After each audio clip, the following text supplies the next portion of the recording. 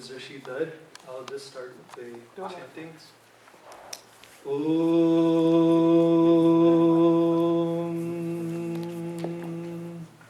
Bhadram Karnebhiः Shrunuyama Devaः Bhadram Pashyemakshabhiryajatraः Sthirairangai Stushtruvagumsastanubhiः Vyashema Devahitayadayuhu Swasti na Indro Vridhashravah Swasti na Pusha Vishwavedah Swasti nastarsho Arishtanemihi Swasti no Brihaspati Dadhatu Om Shanti Shanti Shanti.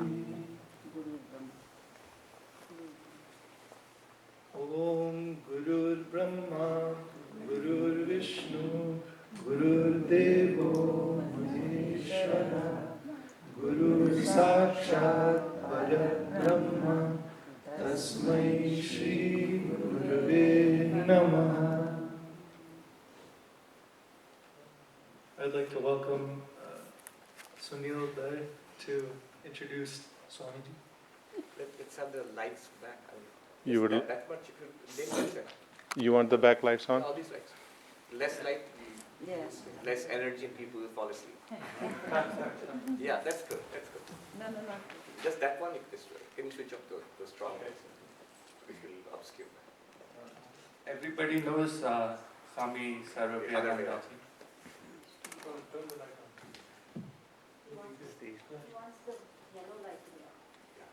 You can dim or... The one that's falling on the You're doing it right. You can dim that.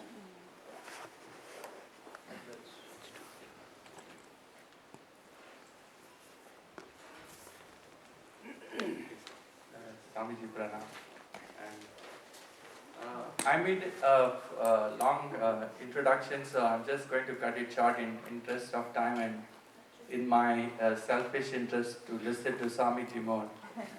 So all I'm going to say is Swamiji is very well known, and I think that's why I take the dust off his feet. But let me first say pranam to the Kashmiri Bradri, relatives and friends. And I don't want to, I'm going to the last line, that without much further ado, please receive Revered Swami Sarvapriyananda.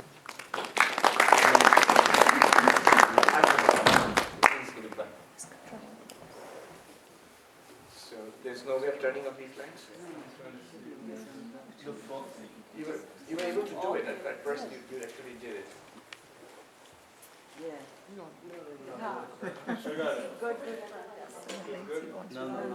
No, these lights. I just want the audience to be able to see the... These ones are turned off. Yeah, that's good. So we're good now.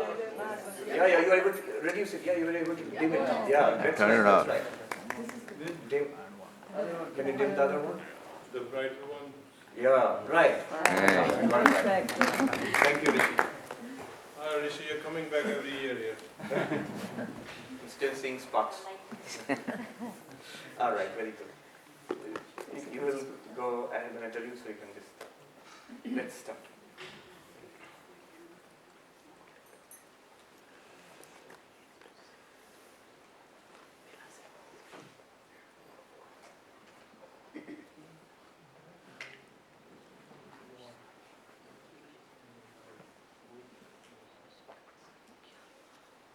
Good morning, everybody. Thank you for having me here. A subject that's really very interesting. And you've given me so much time. At first, I was a little skeptical. 4 hours of philosophical discussion, are people up to it? And then Rakeshji said, no, we've been doing it for 10 years and people are up to it, don't worry about it. So that's wonderful. Actually, anything serious that you want to do, you need some time to go deep into it. So this workshop format is really good. Before I start, I'll give a little introduction into why I became interested in Kashmiri Shaivism. In the car today, we were just talking with, on the way somebody asked me about it, and I was saying, so when I became a monk, at first I didn't know about Kashmiri Shaivism. Our training is in Advaita Vedanta and other schools of Indian philosophy. It was in 1996, I was a brahmachari, a novice, and another senior brahmachari who later became Swami Sarvapriyananda, who is now the head of the Ramakrishna mission in Fiji. So that Swami, at that time he was a brahmachari, he had gone to our monastic training center in Belur Math, and there he had studied Kashmiri Shaivism. That was not part of the syllabus at that time. He came back to the Deoghar ashram where I was, and I still remember, we were walking and talking about philosophy, and he said, Vishwarup, that was my name, you know, there's a philosophy called Kashmiri Shaivism. If you study it, you'll forget your Advaita Vedanta. So that's the first time I heard about it. I didn't have too many books at that time, but later when I went to the training center in Belur Math, we came across books. Jaidev Singh, Dr. Jaidev Singh had done a tremendous amount of work, a really fantastic amount of work in translating the central texts of Kashmiri Shaivism into English. So some of those books I came across. I also met Professor Arindam Chakravarti, whom you had last year. He's a specialist in Abhinava Gupta. So once I remember he told me in the Institute of Culture in Kolkata, after a seminar, I remember we were having tea, and he said, if you really want to understand Sri Ramakrishna's Kathamrita, the Gospel of Sri Ramakrishna in depth, you should study Kashmiri Shaivism. That will give you a more comprehensive understanding of Sri Ramakrishna's teachings and experiences than, say, Advaita Vedanta, for example. I also met Professor Devabrata Sen Sharma, who was a professor at the Institute of Culture. He was a student of Dr. Gopinath Kaviraj, who was in Banaras and who has done really tremendous work. Beyond any measure. He rescued so many of these manuscripts of Kashmiri Shaivism when he was in Banaras, Gopinath Kaviraj, and he translated them and not translated, mostly he published the manuscripts at least. He was a scholar and a sadhaka. So Devabrata Sen Sharma was a student of Gopinath Kaviraj's. I listened to some of his talks. He has a very good book on Pratyabhigya philosophy. But I never really got any formal training in Kashmiri Shaivism. So I became interested, I studied myself. Some of the great Advaita teachers, at least two, one I personally came across and I studied, I went to his classes for 2 months nearly, Ramananda Saraswati, who was a great Vedanta teacher, but he was really fond of Kashmiri Shaivism, and he taught, at least I know that he has got talks on Shiva Sutras, he's got talks on Vijnana Bhairava, his talks on Tantra Sara. So, though primarily a teacher of Advaita Vedanta and a Vedantic monk, but he taught Kashmiri Shaivism. Akhandananda Saraswati, I never met him, it was before my time, but you can find some of his talks, the audio on YouTube now. There's a whole series on meditation. I think 72 lectures are there. I haven't heard the whole series, but a bulk of them, several lectures are actually from the Vijnana Bhairava. And now there are many other teachers who are, though they do not belong to the parampara of Kashmiri Shaivism, but they draw upon it. And of course in the United States itself you had the Siddha Yoga whole movement who were based on Kashmiri Shaivism. So that's my background. What I've done is, in today's workshop, I'm going to I divided it into 2 parts. First part now, where we shall talk about Kashmiri Shaivism and Advaita Vedanta. That was the theme which was suggested to me. So Kashmiri Shaivism in the veil of mind.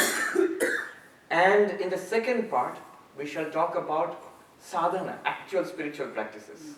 And both from the Advaitic tradition and from the Kashmiri Shaiva tradition. So, because it's a vast amount of material, Advaita Vedanta is actually a pretty simple philosophy when you compare it with Kashmiri Shaivism. Kashmiri Shaivism is vast, very sophisticated, very deep, and I forgot to mention that once I did get the chance to teach in our training center for brahmacharis at Belur Math, they luckily they have introduced Shiva Sutras as a text for the advanced course. So I was the first one asked to teach that. Though I have not been formally trained in Kashmiri Shaivism, but I studied it. So the senior Swamis knew that I was interested, so they asked me to teach it. So that way I did get some chance to teach Kashmiri Shaivism, the Shiva Sutras.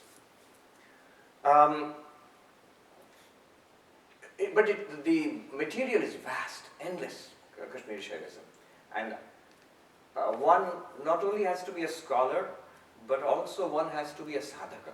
One should actually practice this to get an insight, because a lot of things which are said here, the moment you start studying the text and you go into the commentaries, you see these are things which are recognized in sadhana. And to the extent that I am a sadhaka, to that extent I was able to understand what, to some extent only, tiny extent, what they are actually talking about. If you suddenly come into it, it will be bewildering. So let's see how it goes. Before we start, let me do a short meditation. Instead of just keeping it at the theoretical level, let's try something out ourselves. So one of the texts in Kashmiri Shaivism is the Vijnana Bhairava. And in the Vijnana Bhairava, there are 112 dharanas, techniques of meditation. 112. And recently this has got there's a resurgence in the popularity of this text, because some people are teaching it and they have written nice books in the West and in India.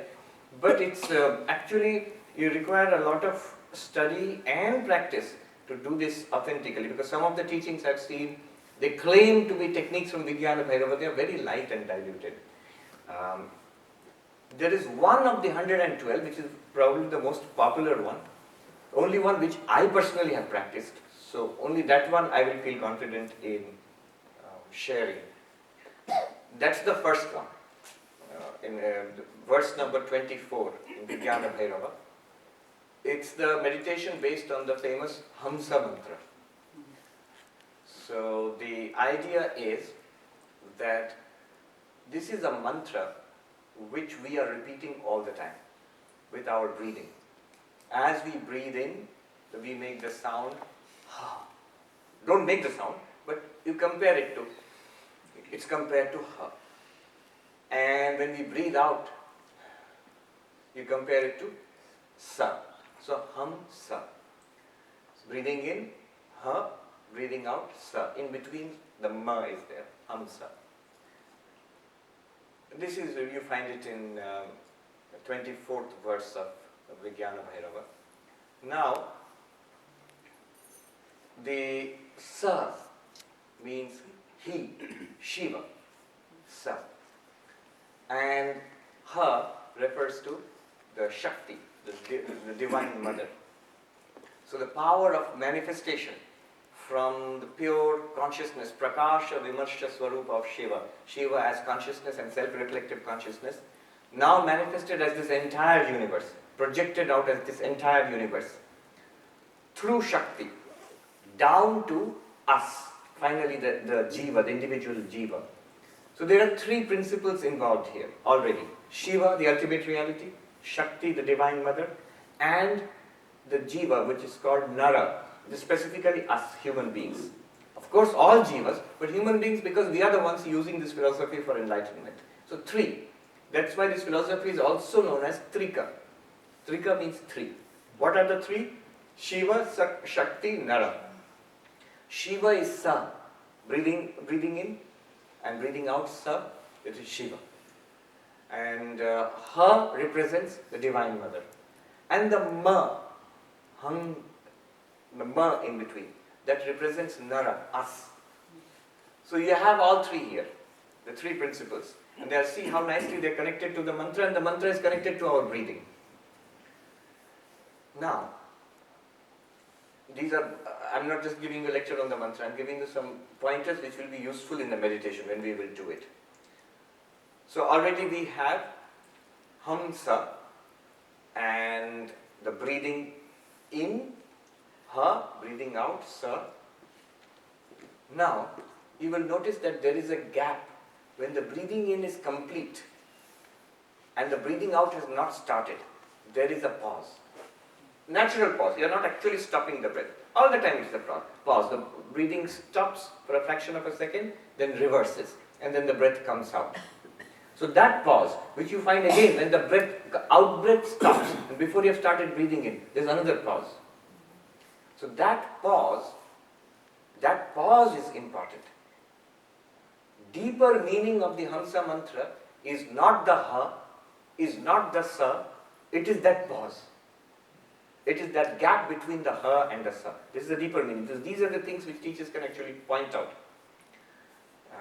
So that space, now there are two ways of understanding, actually three ways. One way is the actual space. Just look at me. When I breathe in, just see what I'm doing. You have to actually look at me. When I breathe in, if you follow your in-breath, you feel that the breath has come down, you feel it will come up to here. Try to see. It comes up to here. A feeling of inflow. This you will find is 12 finger widths. Dwadashanta it's called. 5 fingers here. Starting from here and going down here, then if you add 2 more fingers, you will come to somewhere near your chest. This is called Dwadashanta. The point, 12 fingers. So inside your body, somewhere in the middle of your chest, near your heart, that is called the inner Dwadashanta. Dwadashanta means the space at the end of 12 fingers. Dwadasha means 12, space at the end of 12 fingers. When you breathe in, your breath goes down up to there. That is the spot of Shiva. So your inner being, you the consciousness, Shiva and your real nature. Because in Kashmiri Shaivism, your real nature is Shiva, pure consciousness. So that is, now identify that as the spot of Shiva. As you breathe out, you remember Sa? From Shiva it is coming, so that's why Sa is Shiva. It is coming out from Shiva, breathing out. And the breath, the out breath flows out 12 fingers here. It's an approximation. When you flow out, it should normally, it will flow out and then disappear into the larger atmosphere. You can sort of trace it approximately to 12 fingers. From here to your nostrils, from here to 2 fingers. Somewhere here, the breath will disappear. If you put your hands here, you can no longer feel it. You can feel it here. Yeah. But if you put it here, you can no longer feel your breath. Unless you are an Olympic runner, and they say that they have observed it so carefully. The more extroverted a person, the more outwardly minded, the outflow breath will be longer and longer. You will feel it even at 12 finger lengths. So you should not try to push it there. That's a bad thing to do. The more tamasic a person, the more heavy breathing a person, the more further you will feel the out breath. The more sick a person, they will breathe heavily. So that's not good. Physical illness, mental disturbance, these all cause the out breath to be more forceful and outwards. There should be no sound. Breathing in, breathing out, no sound. It's a hamsa. Mentally, don't say it. So this is called external Dwadashanta. Internal Dwadashanta in your chest here. The space inside your chest where the breath seems to disappear in your chest.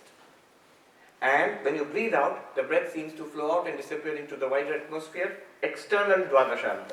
That is the spot of Shakti. So this is Shakti Dwadashanta, internally Shiva Dwadashanta. I'm building a framework. Now note, this external space where the out-breath stops, Shakti Dwadashanta, and the internal space, this internal and external is only with regard to the body. Actually it's the same space. 12 fingers down here is same here and here, same space.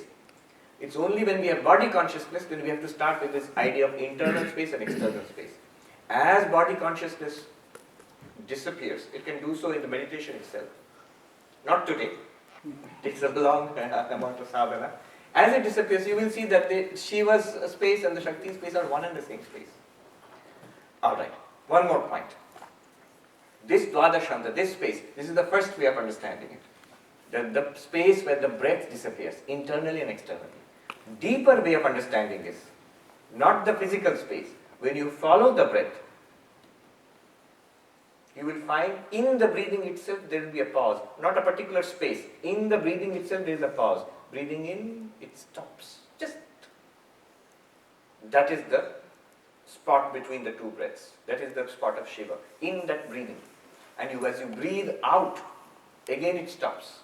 That is the spot of Shakti, not this, the deeper meaning. And there is a third deeper meaning, which has nothing to do with the breath itself. It is your thoughts.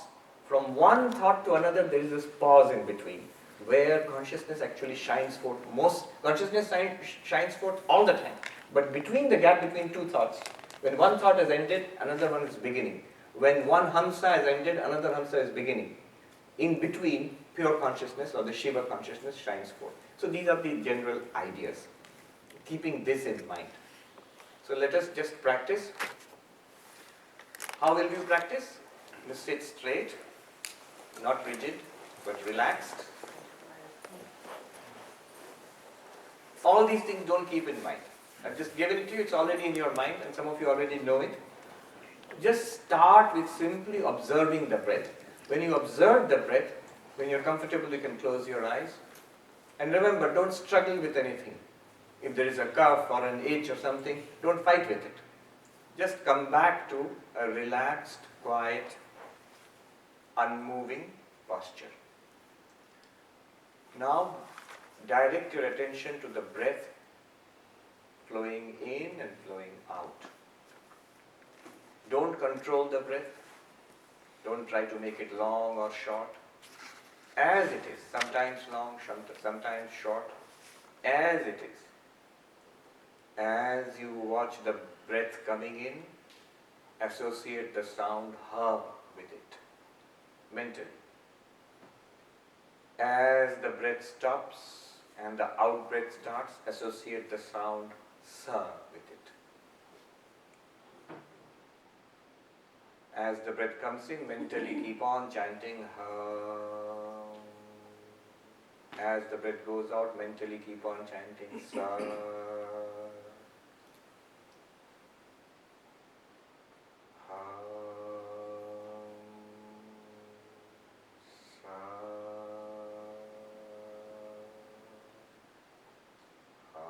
Like that. Let us first do the hamsa. In breath, ha. Out breath, sa.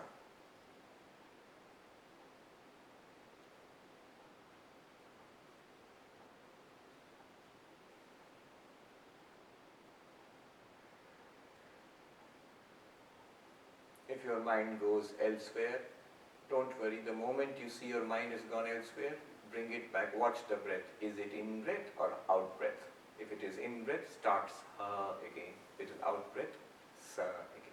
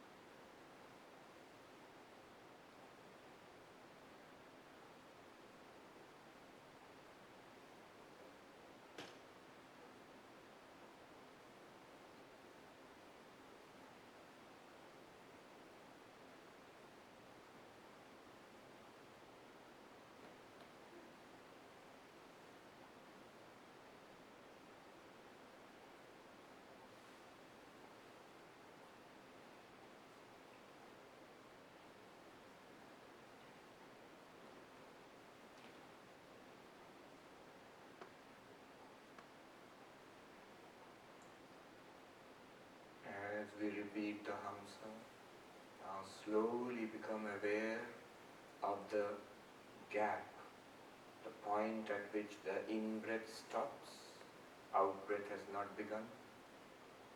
Just be aware of that. And then the out-breath stops, in-breath has not begun. Just note it.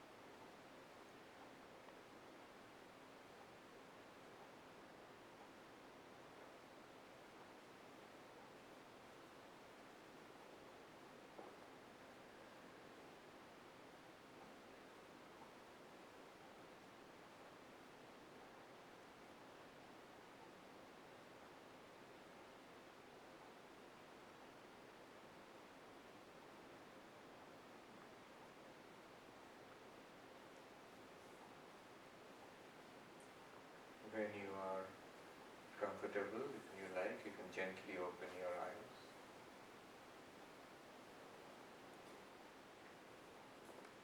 Hamsa means, Ham means I, aham. Sa means he or that. Shivo aham is the same meaning. I am that. I am that pure consciousness. I am of the nature of Shiva. That's the meaning of the Hamsa mantra. And you are repeating it 21,600 times approximately on the average every day. Effortlessly. Effortlessly. It's the breath. Breathing in, hum. Breathing out, sa. So effortlessly all of us, we are repeating 21,600 times. This is the real ajapa japa. Without effortlessly doing japa. We are repeating, I am Shiva. Hamsa and Soham are the same thing. If you start with the out-breath, Sa, and then come to the in-breath, it becomes Soham. Soham means he, I am, or that, I am. That Shiva, I am. So Hamsa and Soham are the same meaning. Repeated effortlessly day in and day out. One sadhu said, this Japamala we have. What will you do with the Rudraksha Japamala? The real Japamala given to you by God is this continuous Japa which is going on. 21,600 times a day. All you have to do, no effort required. Automatically it's going on. No effort required. And you find no time. 108 Japa in the morning, 108 Japa in the evening. I find no time, Swami. You find time for 21,600 Japa every day. All you have to do is note it. I forget. Whenever you remember, note it. It's going on. Hamsa. I am that. Your unity with God. See, the entire Advaita Vedanta, the Mahavakya, Tattvamasi, Aham Brahmasmi, is here. You are repeating it every day, every moment, 21,600 times a day. So this is the. Let me just. Did I bring my bag? Yes. Behind Behind your chair. Right. See, just like God, right there. We miss it. I bought my whole library here.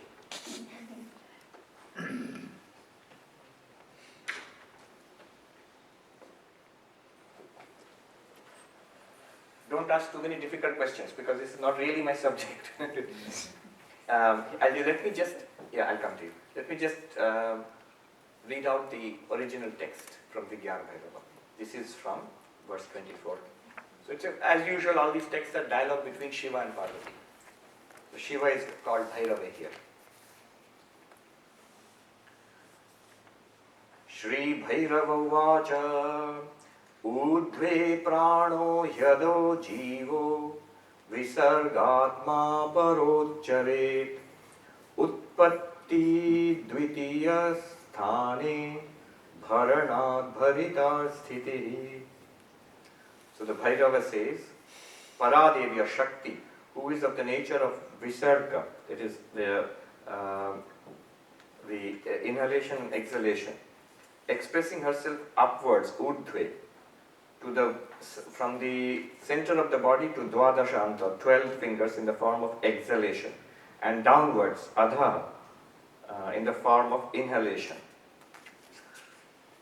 By the steady fixing of the mind at the two places of origin, this here, that space, Dwadashanta, there is the plenitude, the infinitude, Bharita Sthiti, which is the state of Parashakti or Bhairava. So this is the meaning. There's a lot of details are there. Yes. Yes, so we started by saying that Sa is Shiva and Ha is Shakti. Yeah. And when we do the in-breath, Yeah. the internal Dwadasha Anta is understood to be Shiva, Shiva. right? So if the internal Dwadasha Anta is Shiva, then for this meditation, why did we do Ha for the in-breath? Because we are moving from Shakti to Shiva. And then the universe emerges from Shiva. That is the Sa coming out. From Sa you are moving to Shakti. So from the infinite, the transcendent, you're coming to the immanent. And from the immanent moving back to the transcendent. In Mark Zykowski's book, The Philosophy of Vibration, I think, he has drawn a circle. So Soham or Hamsa, it goes in a cycle. From Shiva to the manifested universe. So this is creation. And from the universe back to Shiva. From Shiva down to us. So the last hum is us. And from us back to Shiva. Yeah. Alright, I haven't started yet. Let's start now. So let us first put it in context. Indian philosophy is vast and ancient. One way of understanding Indian philosophy is if you look at the different schools of Indian philosophy. We speak of Shadadarshana, 6 schools of philosophy traditionally. So the 6 schools of Indian philosophy are the Nyaya, Vaisheshika, Sankhya, Yoga, Purva Mimamsa, and Uttara Mimamsa or Vedanta. Vedanta is Uttara Mimamsa. And Vedanta also, you know that there are many, many schools of Vedanta, including Advaita Vedanta, which we will specially concentrate on today. But it's not just 6 schools. These schools are the schools of Hindu philosophy, the Astika Darshana. Astika, not in the sense, who believes in God, does not believe in God, not in that sense. Those who accept Veda as pramana, that the Shruti, the Veda is the source of spiritual knowledge. If you believe in that, if you accept that, then you are part of the Astika Parampara. In English it's called Orthodox schools of philosophy. Those who reject it, that we do not accept the Vedas as any special source of knowledge. So they are called Nastika. Not that whether they believe in God or do not believe in God. In these Astika Darshanas also there are philosophies which do not talk about God at all. Sankhya does not talk about God. Purva Mimamsa does not talk about God in the way we think about it. Yoga philosophy, they talk about Ishvara, but the Ishvara of yoga is not the Ishvara which we, Saguna Brahman, which we worship in Vedanta. It's more like the first teacher, not the creator of the universe. So, then there are 6 schools of Nastika philosophy from ancient India. The materialist Charvaka, Jainism. Jainism is a vast philosophy. It's very ancient, as ancient as Buddhism, little more than that. So now more work is being done. A lot of work has been done in Vedanta, a lot of work has been done in Buddhist philosophy, but not enough in Jaina philosophy, I think. And then there are 4 schools of Buddhism. 4 schools of Buddhist philosophy: Sautrantika, Vaibhashika, Vijnanavada, and Madhyamaka Shunyavada. Yogachara Vijnanavada and Madhyamaka Shunyavada. So these 4 schools of Buddhist philosophy, they're counted separately. So you have 6 schools of Nastika Darshana and 6 schools of Astika Darshana, making 12 in all. So instead of saying 6 schools of philosophy, you can say Dwadasha Darshana, 12 philosophies. I know there is one title, Dwadasha Darshana Kanana Keshari, the lion who stalks in the forest of 12 philosophies. So there was one Swami who had the title, Kashikananda, he has passed away. He didn't look like a lion at all. He was a short, skinny old guy. The lion who prowls in the forest of 12 philosophies. So Dwadasha Darshana Kanana Keshari. But you notice, Kashmiri Shaivism is not mentioned here. So this is actually not, this is one way of looking at philosophy, and often when you look at a textbook of Indian philosophy, you will find chapters like this. But this is not comprehensive. There's a lot that has been left out here. Yes. So why is Jaina under there? Because they don't accept Veda as a Praman. They do not? No, no. If you accept Veda as a Praman, you become part of Hinduism then. So Jainism and Buddhism are not part of, though practically, although they are all recognized as separate religions, definitely, Hinduism, Buddhism, Jainism. Today when coming in the car, we are talking about it. How sometimes you go to Hindu temples, you will see there's a section for Jainas. Yes. So, until the British started taking census and forcing you into categories, everybody would say that we are Hindus. What kind of Hindus? Oh, we are Sikh Hindus. We are Jaina Hindus.